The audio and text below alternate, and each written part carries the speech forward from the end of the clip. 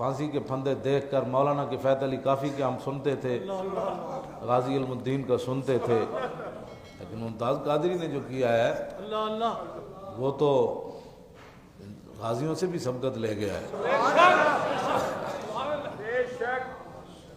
اس طرح جھوم کے کھڑے ہو کر، حالانکہ اور پھانسی کا یہ دستور ہے کہ جب بھی کوئی کسی کو لے جاتا ہے 2 پولیس والے دائیں 2 بائیں ہوتے ہیں، لیکن غازی صاحب 5-5 فٹ ان سے آگے جھوم کر چل رہے ہیں۔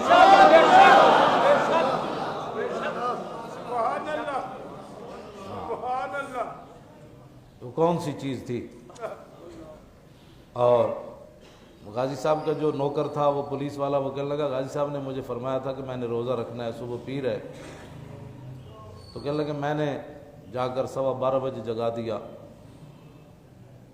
تو غازی صاحب نے کہا سحری ہو گئی؟ انہوں نے کہا نہیں جی سحری نہیں ہوئی، آپ کا سفر آخرت جو ہے وہ شروع ہونے والا ہے۔ تو وہ پولیس والا تڑپ کر بتا رہا تھا کہ غازی صاحب نے کہا الحمدللہ الحمدللہ، کیا ہے یہ کون سی چیز ہے؟ کہا کہ ایک کھجور کھا کے روزہ رکھ لیا۔ کہ کون سی چیز ہے؟ پھر وہ چلتے چلتے خود پھانسی کے پھندے تک گئے، پھر خود اوپر پھٹے کے چڑھے اور کہا کہ کس کس مدینہ پاک جانا ہے، میں تے جا رہا ہوں۔ پاکستان اس لیے بنا تھا، لاکھوں مسلمانوں نے اس لیے قربانیاں دی تھیں کہ حضور کے عاشقوں کو پھٹے چڑھا دیا جائے گا، اور وہ بھی اس حال میں کہ رات سوئے ہوئے ان کے خاندان کو جگا کر کہا کہ جی غازی صاحب کی طبیعت خراب ہو گئی ہے۔ تو راستے میں کہا کہ نہیں آخری ملاقات کے لیے ہے۔ اتنا تم نے مطلب یہ تو دنیا میں کوئی دستور منشور ہمیں بھی بتاتے۔ پھر ان کے بوڑھے والد کو، ان کے بھائیوں کو، ان کے خاندان کو لے کر، چھوٹے بچے کو لے کر، تم یہ تو سمجھتے تھے کہ ہم کافروں کو راضی کر کے اب انتظار کرو کہ تمہارے اوپر کیا نازل ہونے والا ہے۔ یہ تو ہم نہیں کہہ سکتے کیا نازل ہونے والا ہے تمہارے اوپر، یہ تو رب۔ توجہ بھائی، توجہ بات سنو یار، بات سنو۔ تو غازی صاحب جب پھندے کے اوپر کھڑے ہوئے تو آپ نے 2.5 منٹ اوپر دیکھا، اور اوپر وہی کچھ دیکھا جو علم الدین نے دیکھا۔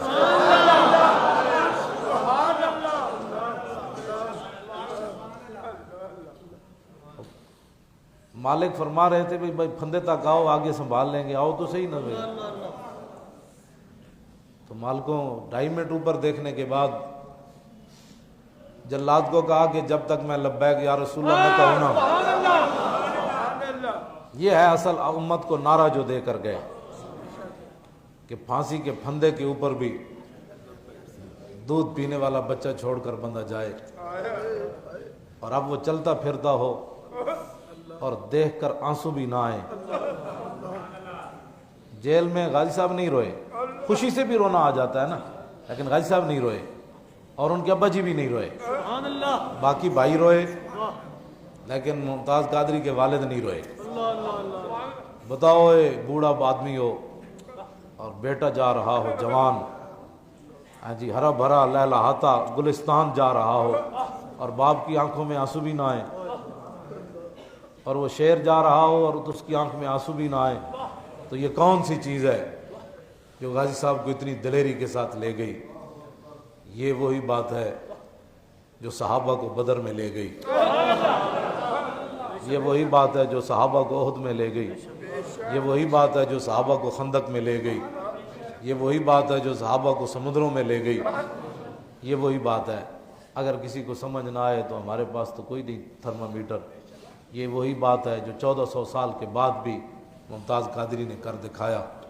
جب اس نے زور سے لبیک یا رسول اللہ کہا، پھانسی کے پھندے کے اوپر کہا، تو اس نے پھٹا کھینچ دیا، اور پھر انہوں نے کہا کہ یہ آج تک ایسے نہیں ہوا کہ جب من کا ٹوٹ جاتا ہے تو آنکھیں باہر نکل آتی ہیں، منہ کھل جاتا ہے، لیکن جب غازی صاحب کو پھندے سے اتارا گیا تو آنکھیں بھی بند تھیں اور منہ بھی بند تھا۔ وہ آنکھیں بند کرنے والے کون تھے؟